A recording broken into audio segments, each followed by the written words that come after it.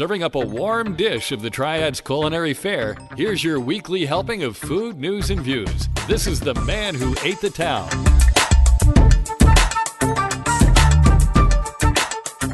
Hey folks, and welcome to episode 127 of The Man Who Ate the Town podcast. This is for the week of September 30th through October 6th, 2019. My name is Tim Beeman. And my name is Ray Morgan. And we're opening the recipe box. There it is. Almost got my finger, but I got it out of the way. We are recording this episode of The Man Who Ate the Town in the lab at Industry Hills, a repurposed building on North Chestnut Street in the old warehouse district of downtown Winston-Salem. There's a lot of other cool things going on. Just visit industryhill.com. All right, so this is the moment you've all been waiting for. Yeah. For a while. For a while, since May. Yeah, May 28th, summer. 29th. Right around my birthday. Yeah, it was. It was. So, all right. So, in May, I announced that I was embarking on a quest for the best burger in Winston-Salem. I declared it the Summer of Burgers, and I said I was looking for my top 10 burgers in town and would formulate a list from there. My wife and my doctor both grimaced when I said I was going to do this, and I had to make promises as to the practice. So let's review. I could only have 3 burgers a week and some green, healthier things in between. Toward the end of the summer, I had to have a few more to get the ones in that I needed. I went to places that my readers, listeners, and friends recommended. I tried to get every recommendation in, but I didn't achieve that either by lack of funds available or just the timing, to be honest. A few of the burgers on the tour were sponsored by said listeners, readers, and friends. Before I go any further, I want to thank those who did sponsor burgers for me. Daniel Butner, owner of Carrabba's and our sponsor here on this blog and podcast, sponsored the Blarney Burger at Finnegan's Wake and the burger at King's Crab Shack. Street team member Stephen McDowell sponsored the Boondoggies trip and Thunder Road Grill Burger. Stephen Gallo sponsored the Cranky's Burger. Our friend Jeff Davids sponsored both the Morning After at Small Batch and Zesto's Chubby Decker Burger. Jason Cobb and Yamas Mediterranean Street Food. Yamas donated $50 for gas on the tour. Brandon Cassidy of Food Freaks, Chef Travis Myers of Willow's Bistro, Chef David Swing of Sir Winston, Chef Antoine Harrison of Macanelli's, and my friend Don McDaniel at Bad Daddy's did sponsor their own burgers. None other sponsorship consideration influenced the correlating establishment's standing in this list. No advantage was given for me not having to pay for them. That being said, thank you all very much for your help and consideration in this very fun and, I must say, delicious project. Now, let's get to the housekeeping stuff. I didn't get to everyone. I just couldn't. There is a burger in almost every restaurant, it seems, and these are the focus, and others is just a menu placeholder.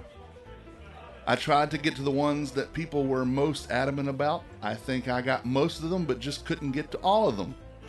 To be on this list, the burgers had to be on the menu, or at least mostly available. Specialty off-menu items or things that were made just to quote-unquote wow me are much appreciated, but I couldn't count that here. The biggest of these was Chef Travis's entry at Willow's, the first one. Had I accepted that burger, it probably would have been top 3. But it was made for me, special, and not available all the time. Chef Swing at Sir Winston had a special burger that couldn't be counted as well, but it was also damn good. In all, I had 34 burgers from 30 restaurants. It's a lot. Yeah. I kept a journal of the burgers that I had. It was a spreadsheet that kept track of the name of the establishment, the name of the burger, if applicable, the amount of seasoning, the doneness, the juiciness of the burger, the type of bun, and my thoughts on the burger itself. I thought about breaking it down into diner burgers and gourmet burgers. Some have said it would be unfair to put a diner burger against a gourmet burger, and I don't see that as the case. I think it's more unfair to impose some kind of affirmative action on burgers. Categorization is more of a problem than letting the burgers stand on their own, in my opinion. And that brings me to what I see as an important aspect of this list. This is my list. It's not meant as a reader's choice or a popularity contest. I respect the lists made in local publications, but I feel that's just a popularity contest more than a true top list. I can't compete with those lists, and I don't want to. I did take recommendations from others to get broader knowledge of what is available to us. Burgers I either didn't know or wouldn't expect showed up, and I am a better burger eater because of it. There were a lot of fantastic burgers on the list, and some of your favorites will not make the top list. That's just how it goes. That doesn't mean that those burgers do not show up on the top list, that do not show up on the top list aren't worth having. That's not what this is about. When it comes down to this right here, this list is how I felt while eating these burgers. I love burgers, and the list is representative of much joy. So to quote Marty DeBurgi, but hey, enough of my yakking. What do you say? Let's boogie. Let's boogie. Yeah. What's that from? Do you know? I do not know. Have you seen This Is Spinal Tap? Oh, Yeah, yes. it's Rob Reiner Love who directed it, played the character Marty DeBurgi, but at the end of his intro, he says, but hey, enough of my yakking. What do you say? Let's boogie. So Awesome. The Yeah. following comments, again, are mine. This is my top 10 list. These are the top 10 burgers that I had in Winston. Do I think these are absolutely the best burgers? Maybe, maybe not. As I said in my intro here, this is just how I feel whenever I eat these burgers. Within some predetermined parameters. Yeah, of course. I mean, did this burger bring me joy? Did it, did I think that it tasted good? Did I think that it made me think of something else? This is probably different than most top burger lists because this is more emotion than taste buds. Well, but it had to be a menu item. Oh, it did. had to be available for anybody to go try. Right. And if you don't hear your favorite on this list, I encourage you to let me know why you think this is why you think it's wrong that I left it off. We can share those in upcoming episodes. Absolutely. I look forward to hearing people's disagreements with me. I mean, that's cool. I mean, that's what this whole thing is really to spark a conversation and bring awareness to burgers that I think are just fantastic to eat. Whether they are the best or not, they just make me happy eating them. So, let's start. Let's go with number 10 first. And each one I have a little write-up about each one. From bottom up. All From right. the bottom up. Number 10 is Small Batch. Okay. So our friend Jeff David sponsored this burger, which was us having a good lunch together in a place where burgers were prominent.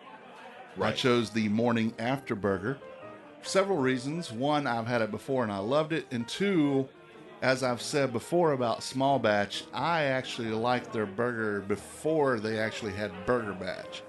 Now this is Small Batch because of some copyright thing that they went through last year, but this is now just called Small Batch. But when they was only the brewery and not the restaurant that just had a kitchen that they sold food, I loved the morning after burger. Yes, it is a gourmet burger and was what I was in the mood for that day. The burger was a patty with a big patty with a fried egg, bacon, fries, pepper jack, and grilled onions on what I believe is a brioche bun. In addition to done for doneness and very good for flavor and seasoning, my notes state some of the juiciness come from the egg, but it's still a very flavorful burger. Once you bite into it, you aren't putting it down until it's done because the egg and the mess, but also because it's a darn good burger. Yeah. You don't want to go through that many napkins eating this. Just hold on to it and eat it. Yeah, just hold it and eat it. And there you go. So number 10 is the morning after from Small Batch. Cool. Number 9 was a late entry. And I didn't know much about the place because it's kind of down in the boondocks, Old Salisbury Road, Hickory Tree area. This is, I believe, a chain, but I think this is the only one around here. It's called Max Burger. Max Burger. Okay. Max Burger. And this was also my first Juicy Lucy, even though I'd heard the term a good bit. I'm trying to, let me look up real quick what the definition of a Juicy Lucy is. A Juicy Lucy, or a Juicy Lucy, is a cheeseburger with cheese inside the meat instead of on top, resulting in a melted core of cheese.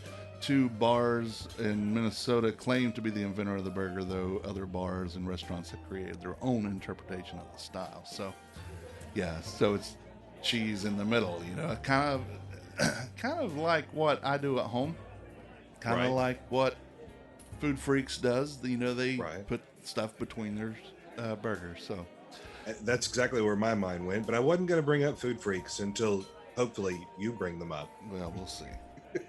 Can't promise you anything, but we'll see. I know. I'm still waiting to see what the rest of this list looks like. Okay, so this one, the Juicy Lucy, I had it with both pepper jack and American cheese, onion, tomato, and while I usually leave the lettuce off of burgers, I forgot to order it that way.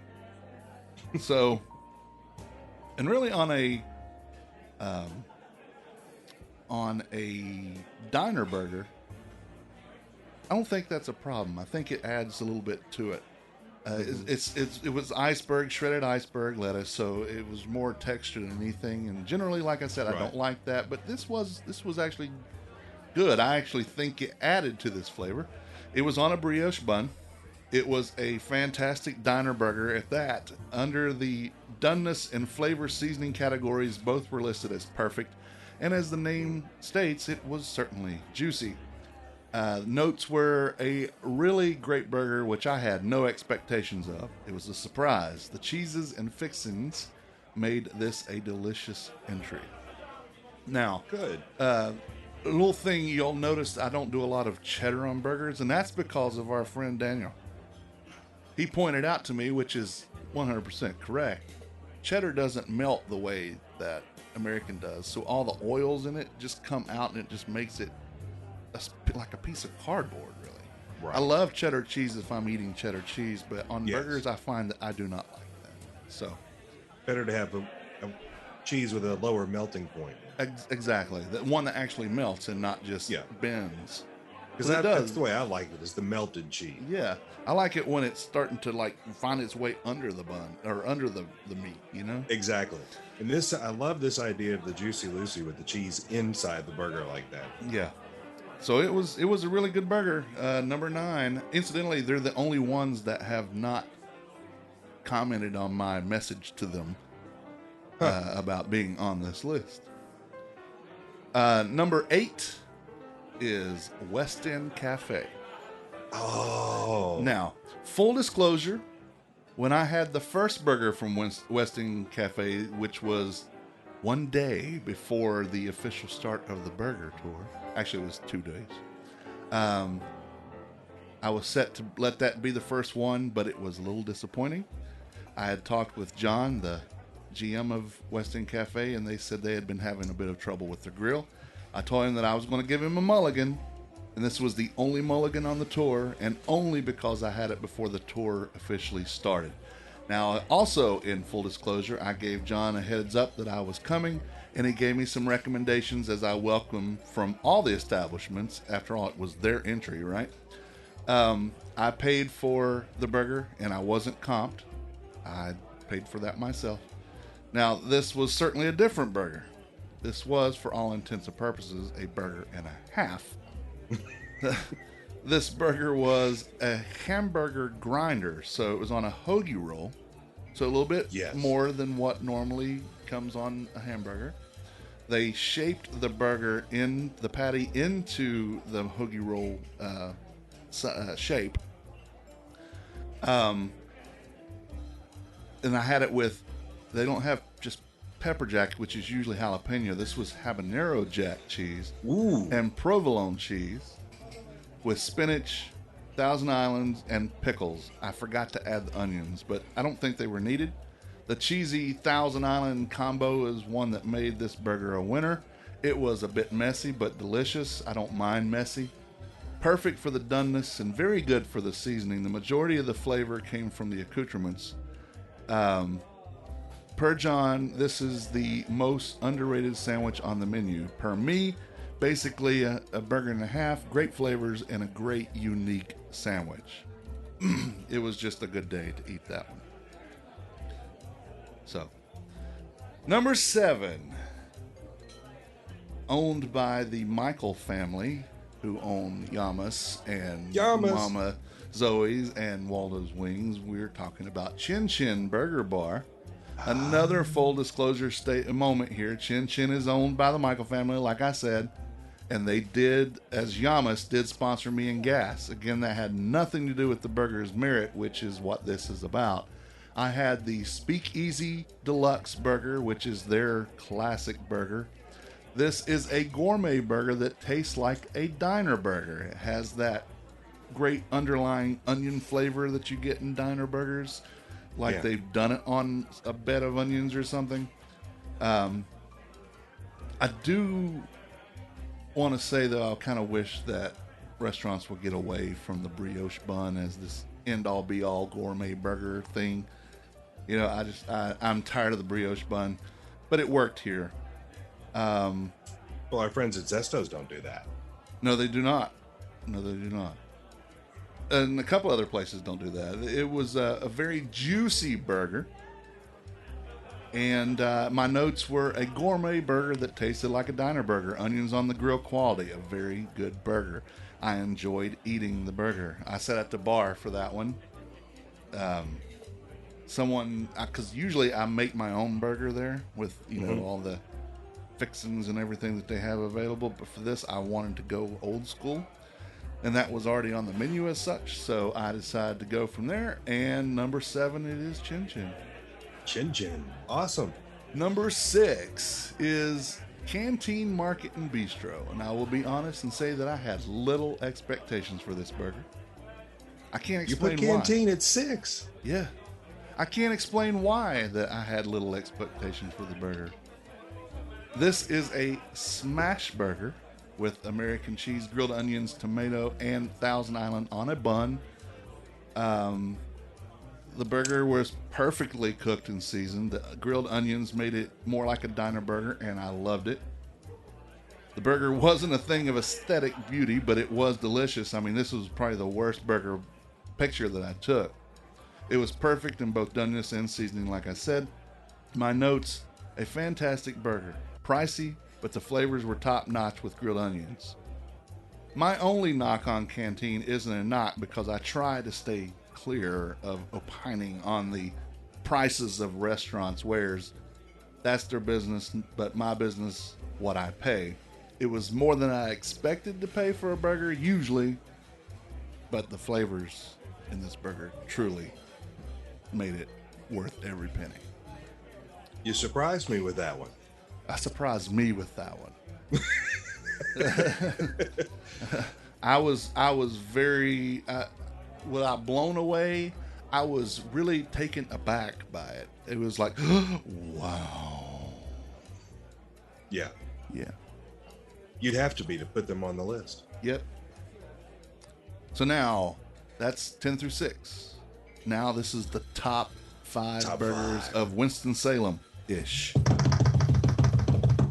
Notice I emphasized the ish.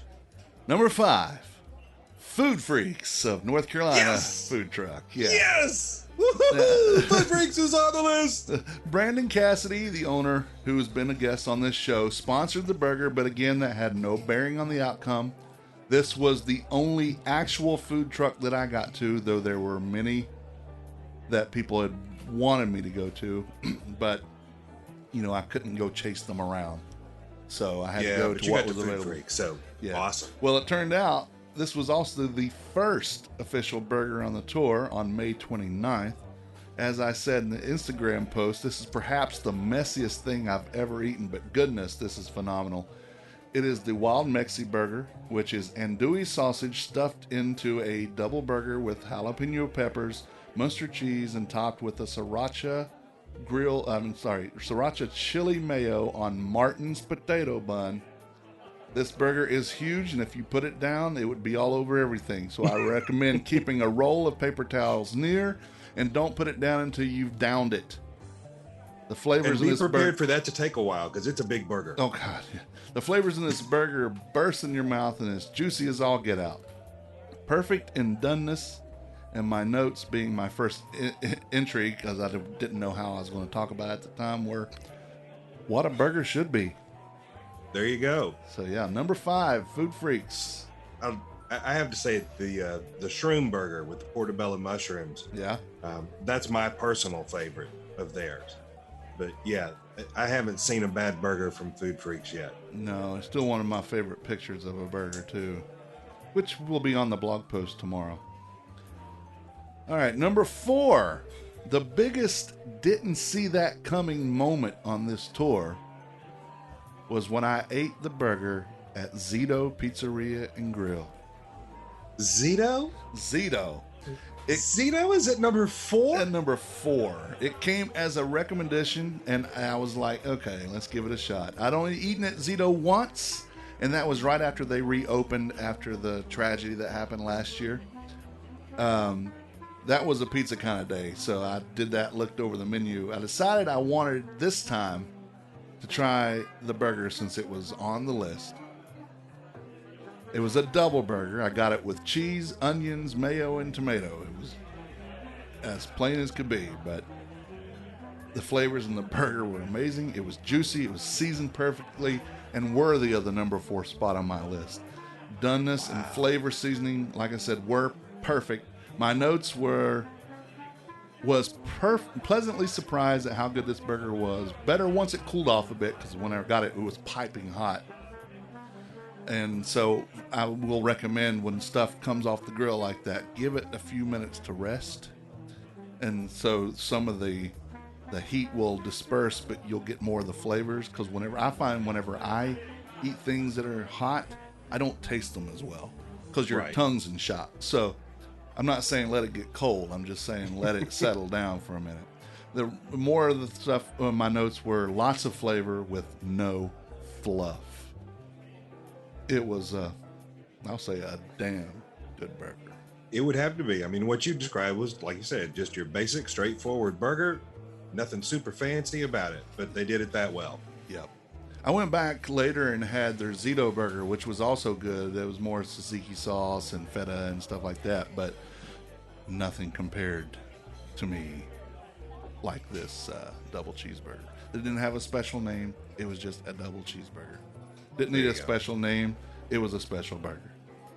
All right. If so you go in, I'm going to have to go to Zito's then. When you go in there, tell them that I sent you. Victoria is the owner of the place, and she's a sweetheart, and she will make you the burger of your dreams. I'm almost guaranteeing that. Number 3, Social Southern Kitchen and Cocktails. Really? A beautiful chunk of filet, New York strip, ribeye, and ground beef ground together into a delicious patty of perfection. What I wrote on Instagram was all that wonderful beef with mayo, American cheese, homemade pickled onions, and homemade pickled chips on a brioche bun. Woot and bam. Man. The pickled onions were amazing. The pickled chips were also unlike anything I've had anywhere else. This could have easily been number 1 on the list. Close. It was perfect in flavor and doneness. My notes, a darn fine burger, great seasoning and temperature, made with filet, strip, ribeye, and ground beef. It is in a location far from where I would usually go, but it was certainly worth that drive. Now, where exactly are they again? They are located out in the dead zone, which is almost Pofftown, Robin Hood, and Meadowlark. Okay. Yeah, that is closer to Pofftown. Yeah, but man, it was just a really, really good burger. Number two. Number two. We're down to the top two. Of course, this had to be in the top. This had to be in the top 10 list, right? You were probably looking for this earlier in the top 10. We haven't heard it yet. No. Well, there is undoubtedly no burger that gets as much public love from me than that of the Chubby Decker from Zesto. Woohoo! There is something about having this double burger with its 8-minute char, the mayo, the ketchup, onion, tomato, and melty American cheese that puts me in a great mood. It just makes me happy. It's stuffed into a Martin's potato bun that they don't completely take apart. They leave that little pocket so everything just fits into it. It's like a pocket of perfection every time. Yeah. It does help to eat it. It does. It does, because it's not running everywhere. That's one of the few burgers you get a lot of stuff and there's a lot of juiciness, but not usually will it run everywhere when you eat it. I have this thing about getting stuff on my hands, so I don't like that. But if I'm going to eat a messy burger, it's all going to be gone really fast. This one, I don't have to inhale. I can just eat it and be happy with it. Mm-hmm. And you know what? I just love eating at Zesto. Algernon and his staff make it a great place to eat a delicious, always flavorful, and always juicy burger. Zesto is more than its burgers, but for this, the burger reigns supreme, at least at the number 2 spot. Congratulations, Zestos, for making number 2. Woohoo! And then there's number 1. This has got to be spectacular. If you notice throughout my writing of what I'm talking about here in the post you'll read tomorrow, if you do, I have mentioned Winston-Salem-ish a time or two. I was wondering what does that refer to? Boondoggies is not in Winston-Salem. Luckily for all of us, it's not in Boone. It's located in Yadkinville, named for the fact that Drew Owsley, who started the Boondoggies food truck, graduated from Appalachian State University in, you guessed it, Boone. Boom. The truck focused on hot dogs mainly, because it's Boondoggies, right? But the time came to do something different, and he opened a restaurant. The location is a true greasy spoon type building, and the dining room can get quite crowded. All that being said, you are completely remiss if you don't make the drive there to have the burgers from this heavenly place. So about that burger, Stephen McDowell, our street team dude, alerted me to this restaurant and took me there and sponsored the tasting. It was an overall win-win for me. I was honored to taste not one, not two, but three different burgers from Drew and Company. I will say that these burgers were probably, wait for it, the best burgers I've ever tasted. Ever. And I've had a lot of burgers. First, there was the Grandfather, which is their classic burger, named after Grandfather Mountain, a Boone reference, of course. It was a double burger with chopped onions, tomatoes, mayo, and American cheese. Next was The Rock, another Boone reference on campus, I believe. Mayo, grilled onions that they char in their homemade barbecue sauce, bacon and cheddar cheese. They even char the patty in that barbecue sauce for a little something extra. Was it ever extra, as parlance for the kids today? It was extra. And the third burger was the Peacock, named after a chancellor at Appalachian State that Drew had. It's made with his dad's homemade pimento cheese, perfect bacon. It wasn't too floppy, it wasn't too crispy. It was perfect. Tomato and mayo. It was seared and smashed, because these are smash burgers, on the flat top and placed on a buttered, toasted bun. I couldn't pick a favorite of the three, and why should I? I got to have all three at the same time. Thank you, Drew, and thank you, Stephen. All three were unlike anything I'd ever had Truthfully, it blew my mind. I was blown away. So there you have it. My top 10 burgers of Winston-Salem-ish. I want to thank all the restaurants for their contributions to the tour, and even if they didn't make the top 10, they are all worth a try. You can't know how incredibly hard it was to leave anything off this list. Except for about 3 places, any of these could have made this list. Thank you to Macanelli's, Willow's Bistro, Campus Gas, Sir Winston, North Point Grill, PB's Takeout, King's Crab Shack, Crafted, Earl's, Allen's Dairy Treats, Quiet Pint, Trey Street Diner, Mooney's, Bad Daddy's, Thunder Road Grill, Cranky's, Mosell's, and the Catherine and New Yorker Pizza, Pasta, and Wings for your burgers. My apologies to Burger Supreme, Jeffrey Adams, Athena Taverna, Hot Dog City, and Sweet Potatoes for not getting you. It was a long yet short summer. It was a great burger summer. It was great eating burgers with great friends. The last day I had a lot of my friends with me over at Zesto. That was where I decided to eat the last one. Let's just say that it was all great. I know some of yours, like I said, did not make the list. I know some of you don't agree with this list, but that's okay. Convince me otherwise. Tell me about your top list. Tell me the ones you like I left off. Tell me why you don't agree with this list. I love the conversation and I love the interaction. So that's Tim at the manwhoatetown.com. Just send it to me and let me know.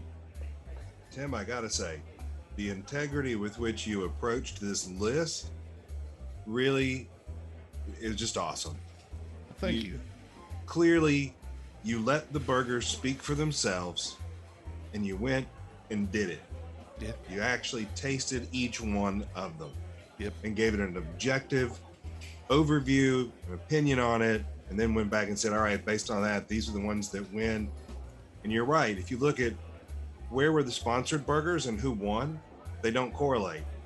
No, not and really. If it took you out of town, that's fine. You went out of town and you still tried it and said, yep, yeah, there's your winner. Yeah, absolutely. I was thinking to myself as I was making the list last week, I'm like, completing the list. I'm like, really, I could do a top 15. Mm-hmm. Because there are 5 that really were hard for me to leave off the list. I'm not going to say who they were, but I figured at that point, then I'm just ranking. And I don't want to do a ranking of burgers. That wasn't the purpose of this. This was my top. It started off top 5, but there's no way I could have left it at top 5. So it was top 10. And I will say that I'm going to try my best to get some kind of certificate for the top 5. The ones who actually got the top 5. Yeah. Whether they throw it in the trash, clean a table off with it, use it as a coaster, start their wood fire, whatever. Or frame it with big neon lights and searchlights and stuff. Yeah. Yeah, I'm proud of the list. They should be proud of their burgers. Well, I don't, it may be cheesy that I do that, but I just want to, and that's what I'm going to do.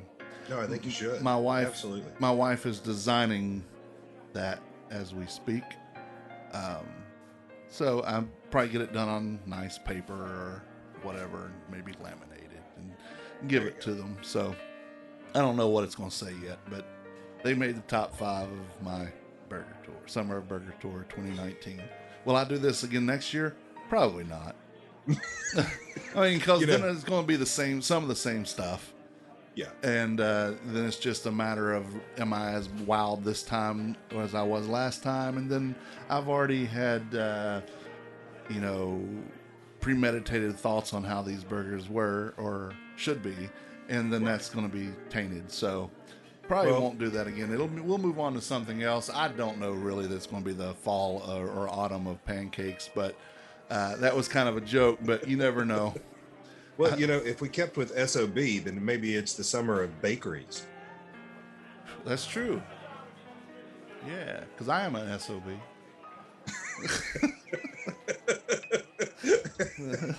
I did not say that. No, I did. I'm a son of a Beeman.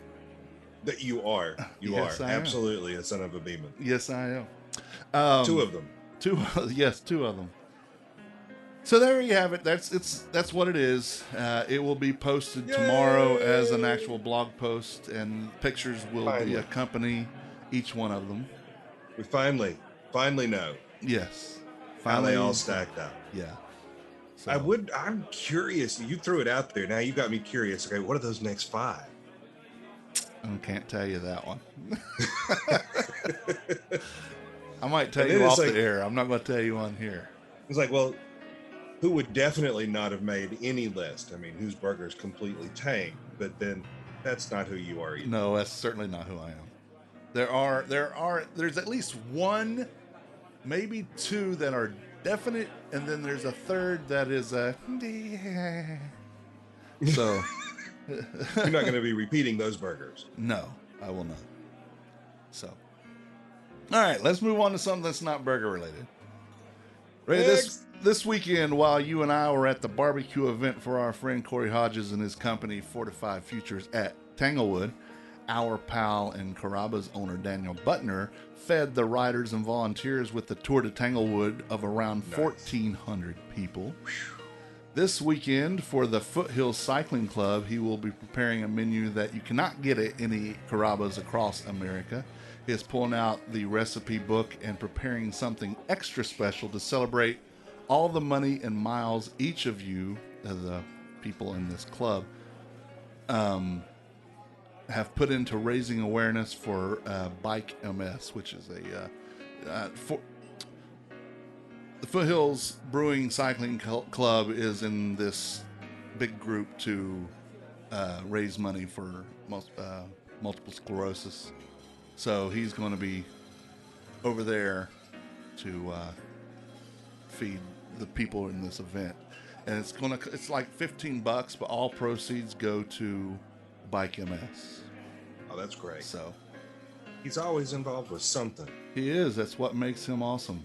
I told him that too. I said, "You are one special dude, Daniel Butner," and he just said, "All shucks" or something. So yeah.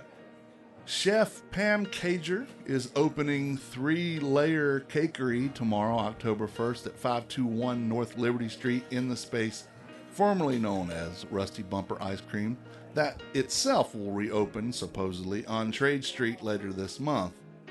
Okay. Space is still owned by Mike Coe, who owns Rusty Bumper, and he owns about everything on the 500 block of Trade Street, at least on the east side, and most of the buildings on Liberty Street on both sides. So he, he's going to open that back up. But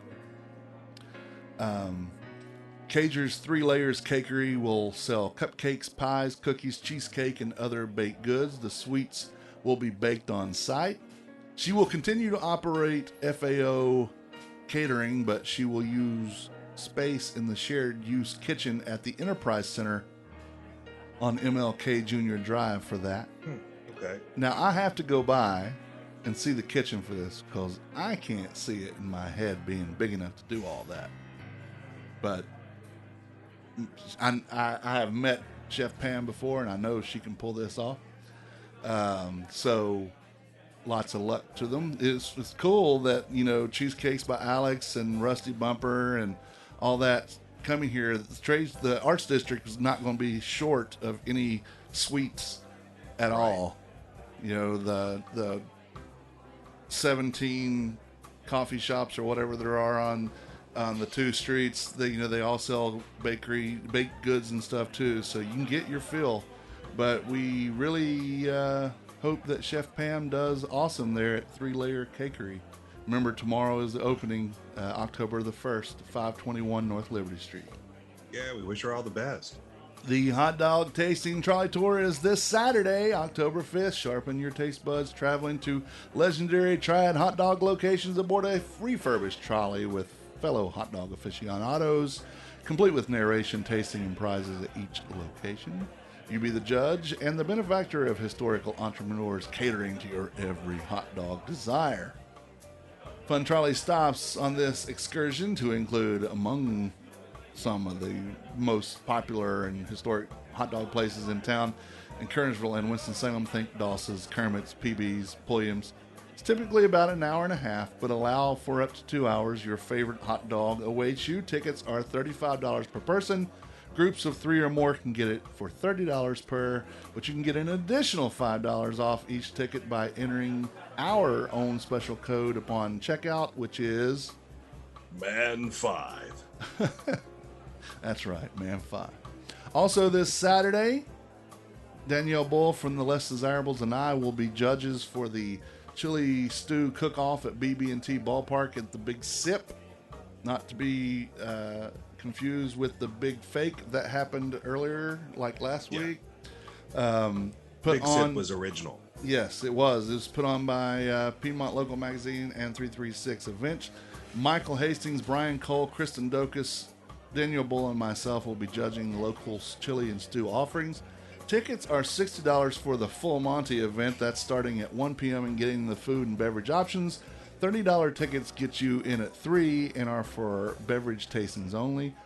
I don't have a code, but at the end of this podcast, we will have a way for you to win tickets. This will be the $30 tickets, but you will be able to upgrade on your own for $15 to get the full $60 one. So, yeah, so $15 you can get a $60 ticket. How do you do this, you ask? You have to wait till the end of this show and we tell you what the stipulation and parameters are. So yeah, we're hiding that. You got to wait. That's right. You got to wait and listen to this craziness that we're getting ready to talk about. Yeah. It's not really crazy, but you know what I mean. The fun. Yeah, let's talk about some food holidays, speaking of which. Let's talk about that. On the 30th, which is today, it's National Mulled Cider Day. Okay, I like mulled cider. Makes the house smell good. It does. I don't like to drink it, but I like to smell it. Yeah. I don't like apple most anything except like hard cider with alcohol. Yeah, I like love to drink apple. that, yeah. It's also Chewing Gum Day today. So, National Scrape It Off the Bottom of the Desk or Off the Bottom of Your Foot Day? Well, yeah. Well, it's called that because in 1861, William Wrigley Jr. was born on this day. Oh, okay. He started off as a traveling salesman at the age of 13, selling soap for his father's company. He had a series of sales jobs, one which gave chewing gum as a premium.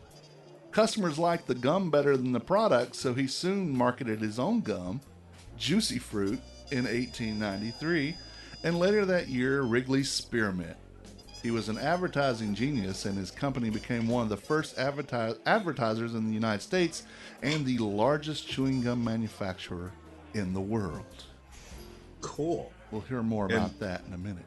Every elementary, middle, and high school in the country has gum under every surface. Oh, yeah. And I was standing outside of a local establishment about 3 weeks ago, talking with our friend Daniel Butner, and I stepped in some. Bastards. In 1922, on the 30th, the first U.S. plant built solely for crushing soybeans began operating in Decatur, Illinois by Staley Manufacturing Company, offering for the first time a key commercial market for America's soybean crop. And if you want to get a little further into that, the very first NFL team was called the Decatur Staleys. Really? Yes. Okay. They went on to become the Chicago Bears, but A little better name. yeah. Well, I'm sorry, they became that, but Staley was the manufacturing company. On the 30th, soybeans. You're not an edamame fan, are you? Not particularly. I don't like them at all. In 1958, on the 30th, Walter Frederick Morrison of La Puente, California, was granted a U.S. design patent for a plastic flying toy, which he sold under the name Pluto Platter. This was the basic design for The Frisbee. the Frisbee. The pie tins of the Frisbee Pie Company in Connecticut were the inspiration for the creation of the Frisbee. In 1960, the last episode of Howdy Doody airs on NBC. And on the same day, the Flintstones premiered on ABC, which was the first primetime animated show. Do you know what the Flintstones was based on? It was modeled after something else. I have Brady Bunch. Nope. That came later. I have no idea. Both the Flintstones and the Jetsons were based loosely. Jetsons more on Adventures of Ozzie and Harriet, but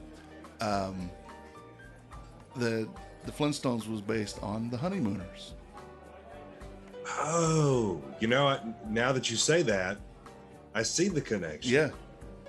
You have the neighbors, Fred, not Fred and Ethel, that's I Love Lucy, but yeah.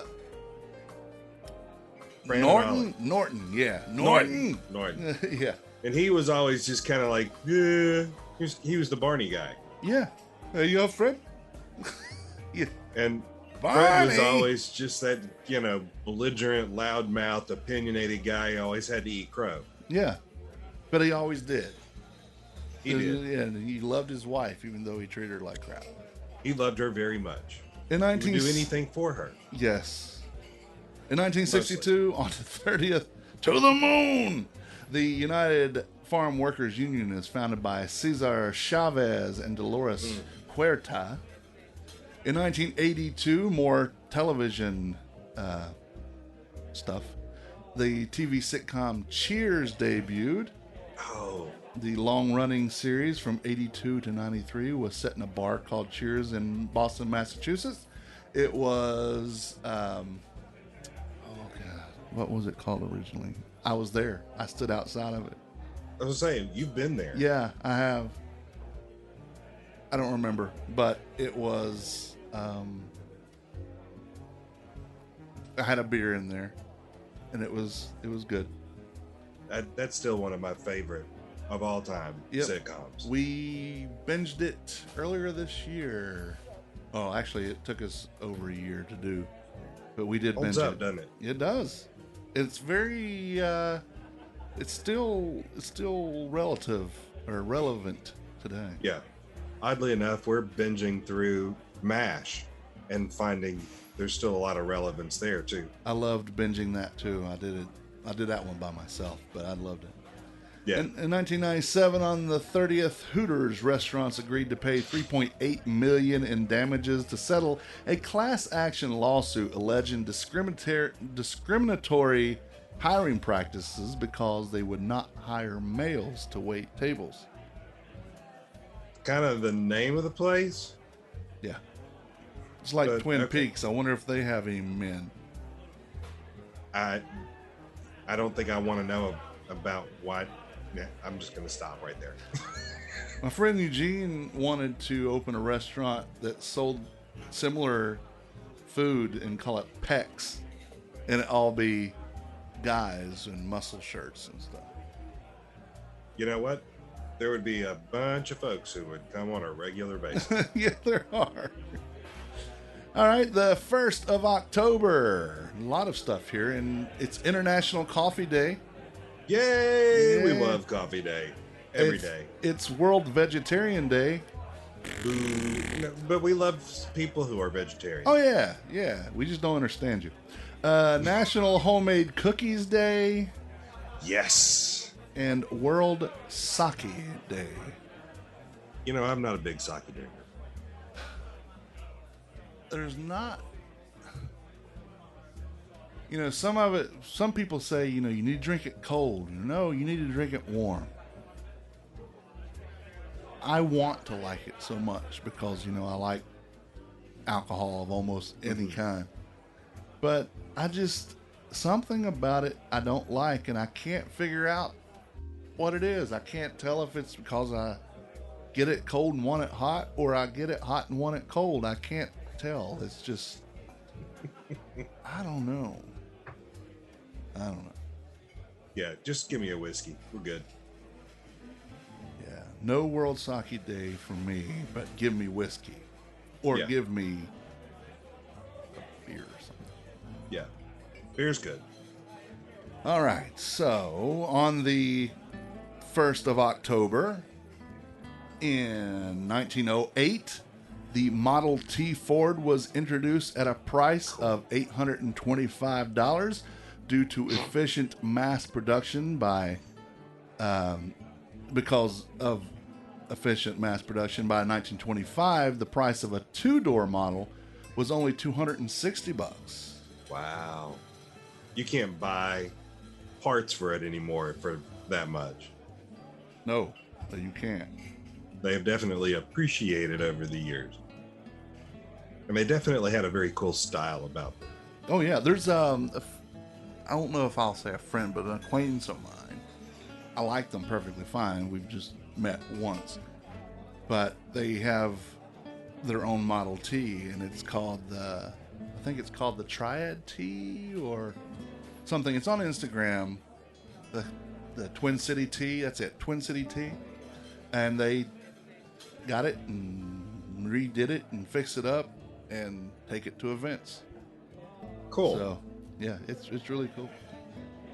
On the 1st of October in 1913, a monument to honor seagulls was erected in Salt Lake City. The gulls had eaten the plague of grasshoppers that threatened the Mormon settlers' crops in 1848. Now it's just a place for seagulls to shit. Oh, look, there's a monument. Less shit. It's a here. monument to seagulls and their poop.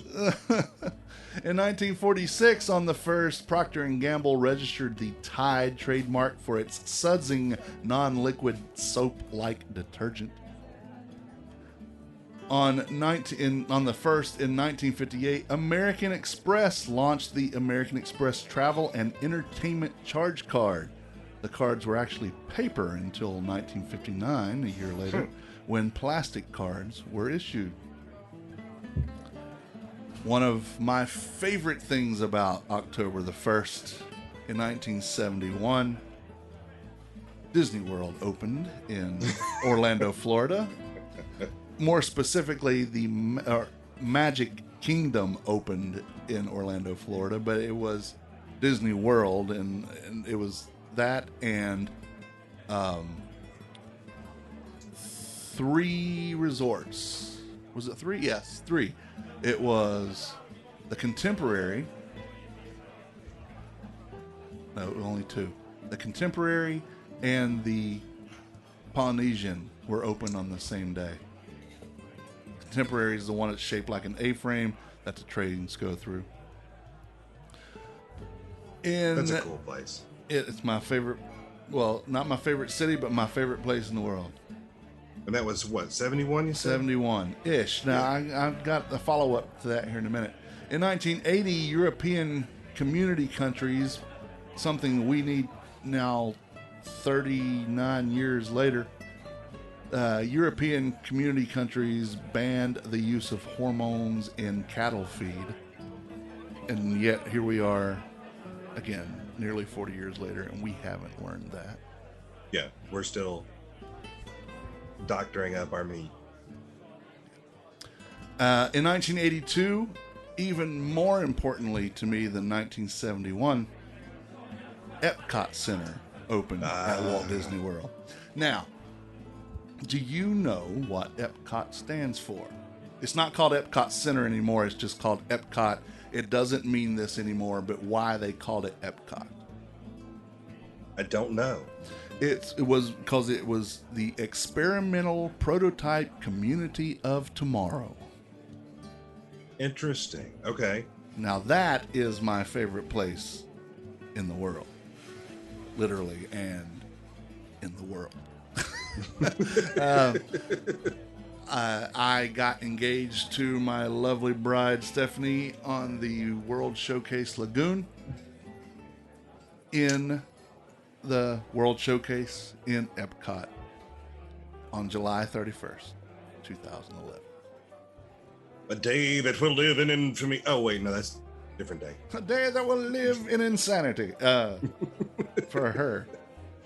I will say, I enjoyed Epcot myself. I enjoyed kind of eating my way around the world. Yes. And right now, this is the International Food and Wine Festival.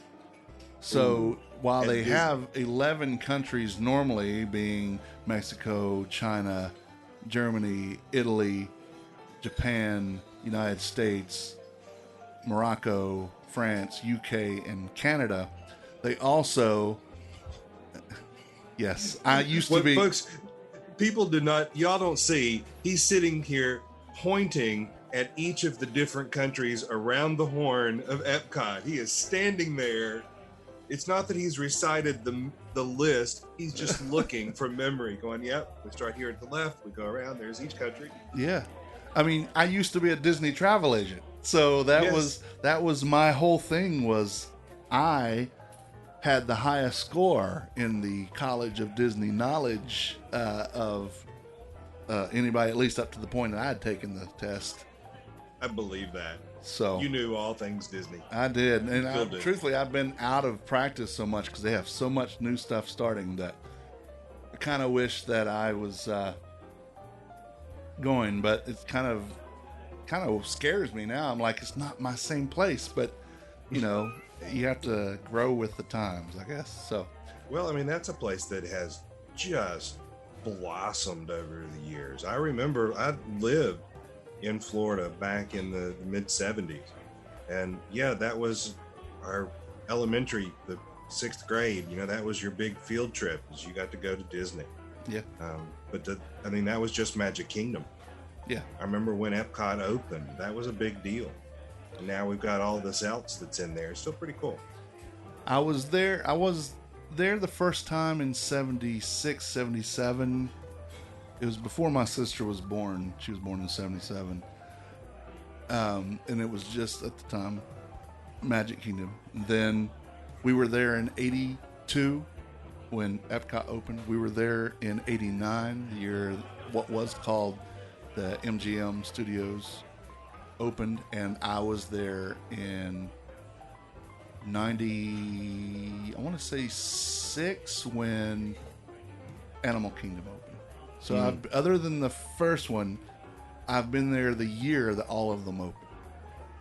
Doesn't mean that I went to them then, because in 89, when they opened, we were there at Christmas, and that's the worst time to go to Disney. Don't let anybody ever talk to you about going there in Christmas time. That's awful.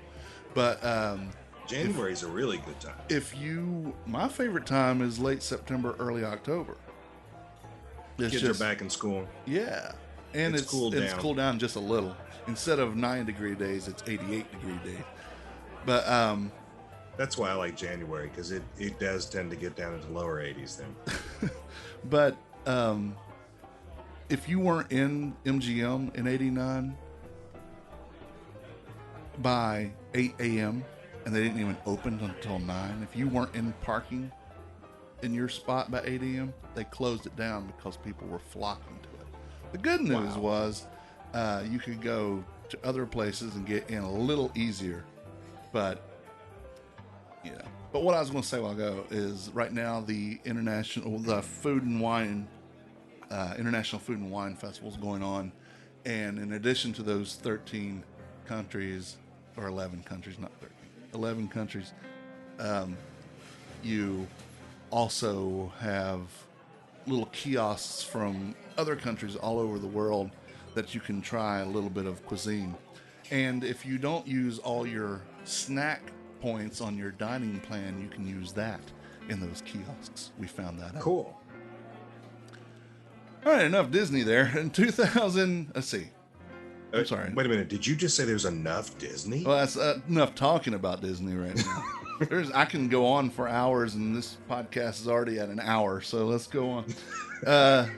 The 2nd of October is World Day for Farmed Animals. Okay. Because they needed a day. They felt left out. The sheep and the cows and the chickens just... The turkey says... No respect. We get no respect. It's also National Fried Scallops Day. I love scallops. I do not like them fried. They're better seared. I like them seared, yes. Yeah. Which is frying, I guess. But I don't like them deep fried. I like them seared. Right. And There's the it's also distinction. one I just cannot get into at all. It's National Kale Day. Yeah, whatever. The only way I like kale I have found, I like it deep fried. I've not had it that way. That's actually not bad. Maybe it's because I'm tasting the deep fried more than the kale. Grease. That's what I needed. On the 2nd of October in 1887, it is reported that a 12-foot, 676-pound sturgeon was caught in the Fraser River in Vancouver, British Columbia, Canada.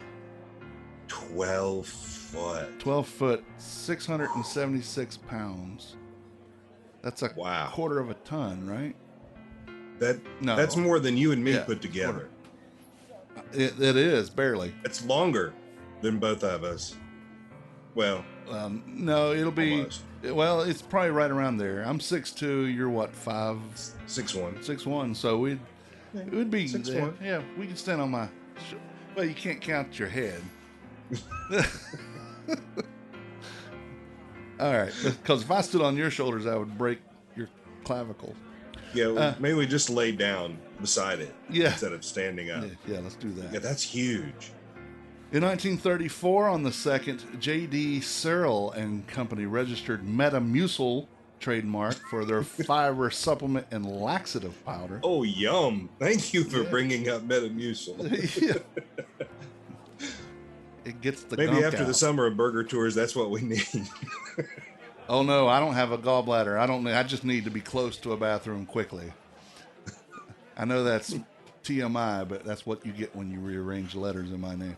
So, on the 3rd of October, it's National Pumpkin Seed Day. Okay, yay, all things pumpkin. It's second summer, so I guess it's time to talk about pumpkins. And it's also National Caramel Custard Day. I'm better with that. Much better with that.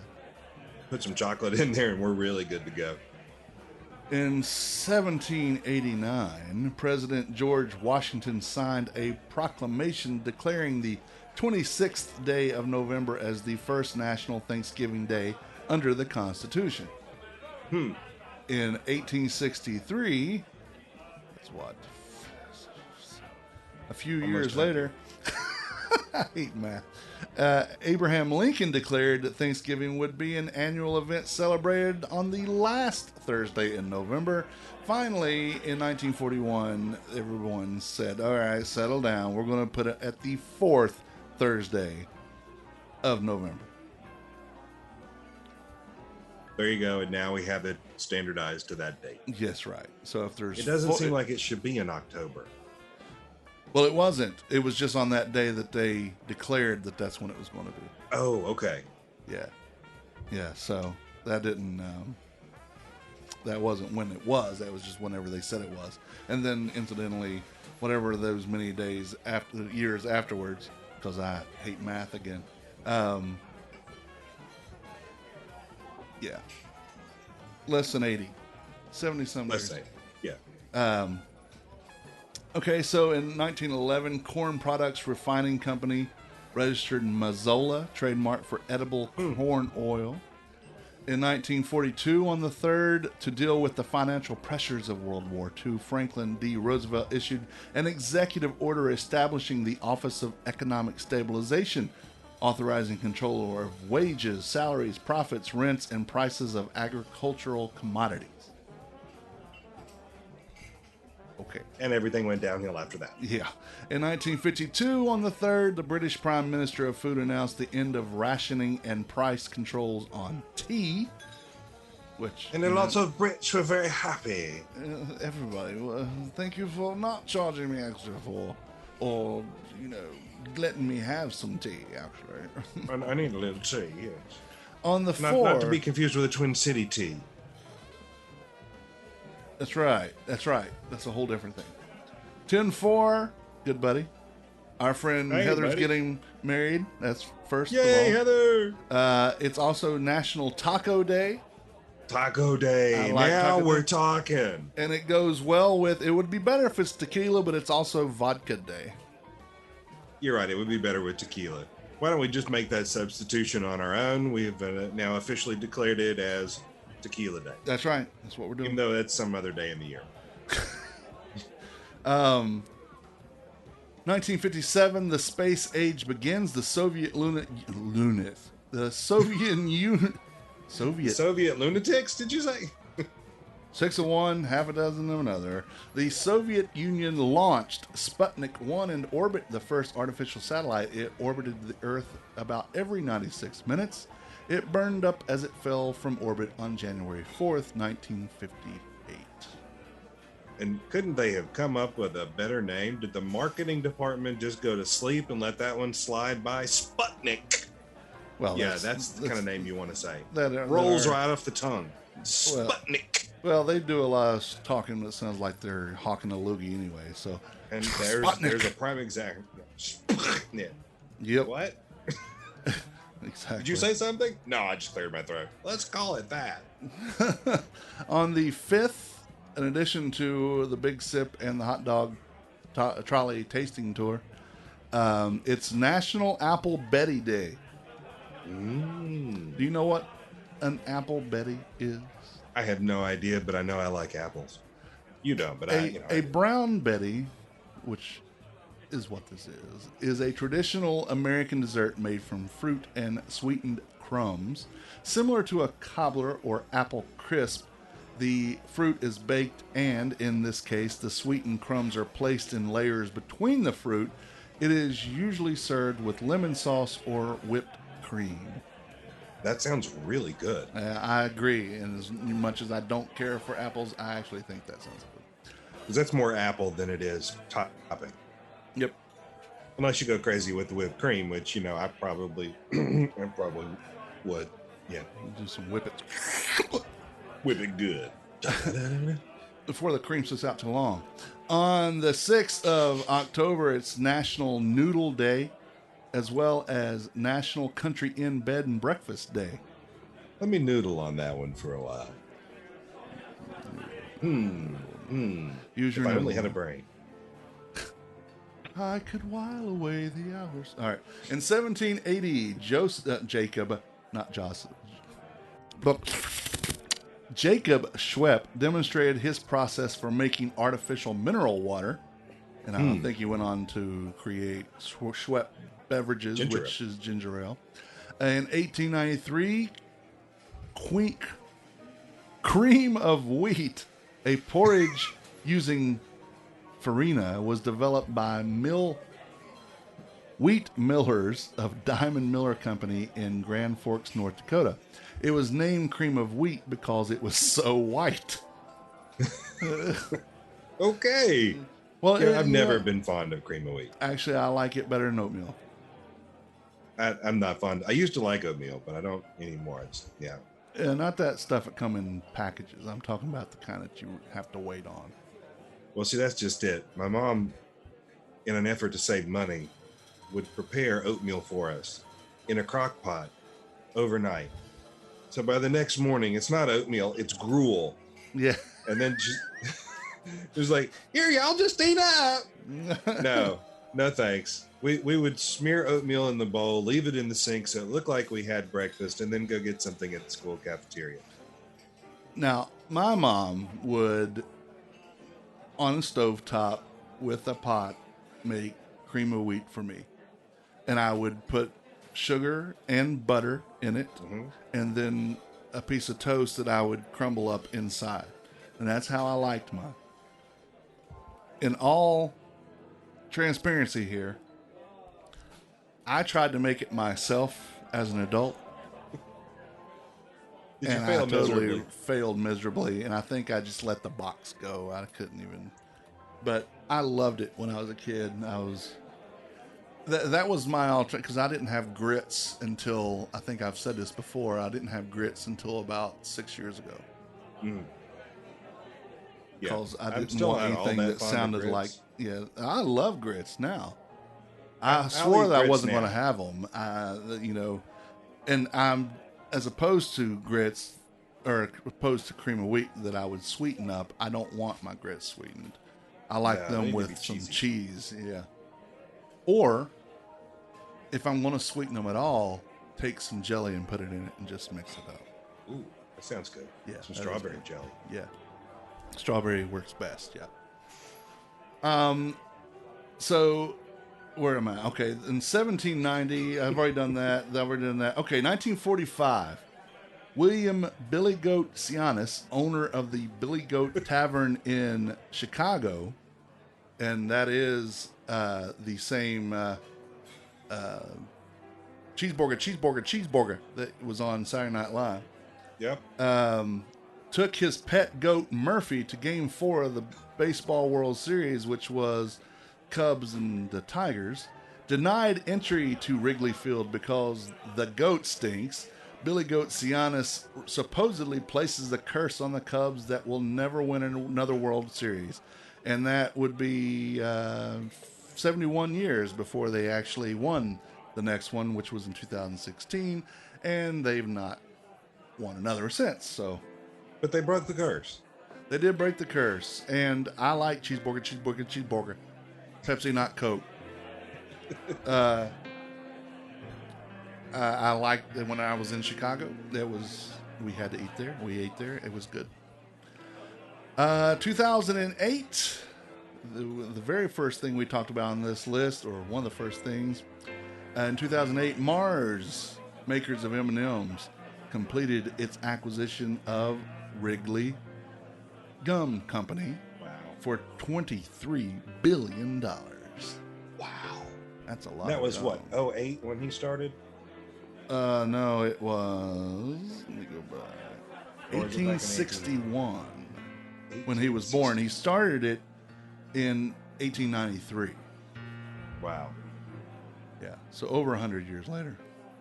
And it's worth $23 Billion. Yeah, I'd say he did pretty well. Yeah, and he has a ball field named after him in Chicago. And spawned a whole new industry of cleaning products.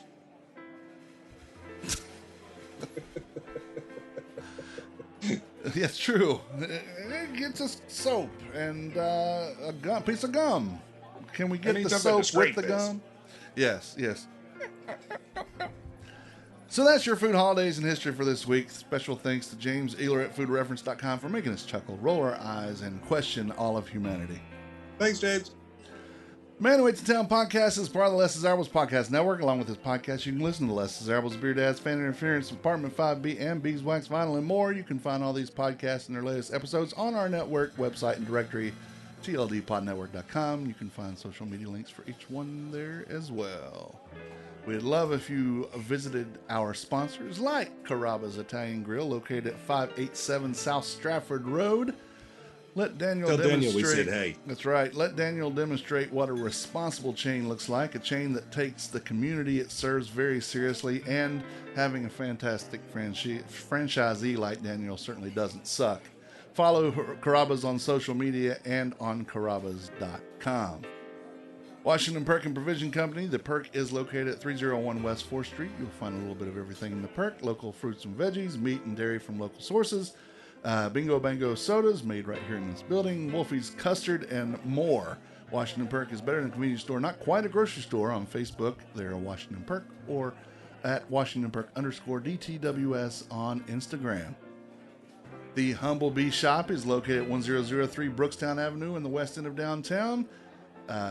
You need to go to Instagram right now and look up the Humble Bee Shop. Brittany is whipping up the batter on some delicious desserts, cakes, pies, muffins, be it regular, vegan, and gluten-free.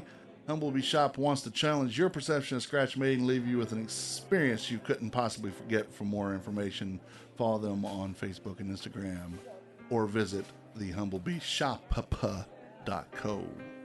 SHOPPE.co.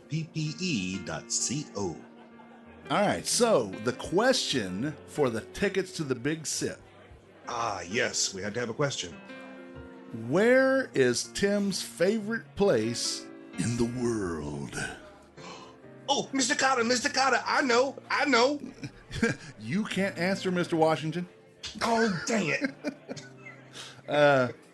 Where is Tim's favorite place in the world? And you can find that in this podcast somewhere. If And you've listened this long, you should know. It's true, and I will be putting a post on social media as well, so you might want to answer quickly. So send me an email with subject matter The Big Sip in the subject line. It's Tim at themanwhoatethetown.com. Subject The Big Sip. If you just put Big Sip, that's okay. Just as long as you're referencing The Big Sip. And tell me the answer of where is my favorite place in the world. The entire world. So keep an eye on the blog and this podcast to find out more about the food happenings and news around town. If you know this food news, if you know people who have food news, if there's something going on that needs to be known, let me know. Or even let Ray know. Send us an email, Tim at themanwhoatethetown.com, or on the Facebook, Instagram or Twitter instant messengers.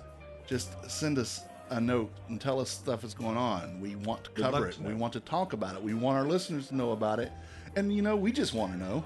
We might want to go do it ourselves. Exactly. Like us now we have to go to Yadkinville and go to Boondoggies because we've got to find out why these burgers made number one. Oh, God, yes, you do. Like us on Facebook. On Twitter, we are Man Who Ate. That's number 8 the town. On Instagram, we are Man Who Ate the Town. My name is Tim. My name's Ray. And we're closing the recipe box. Until next time, thank you for reading. Thank you for listening. Bon appetit. Yamas!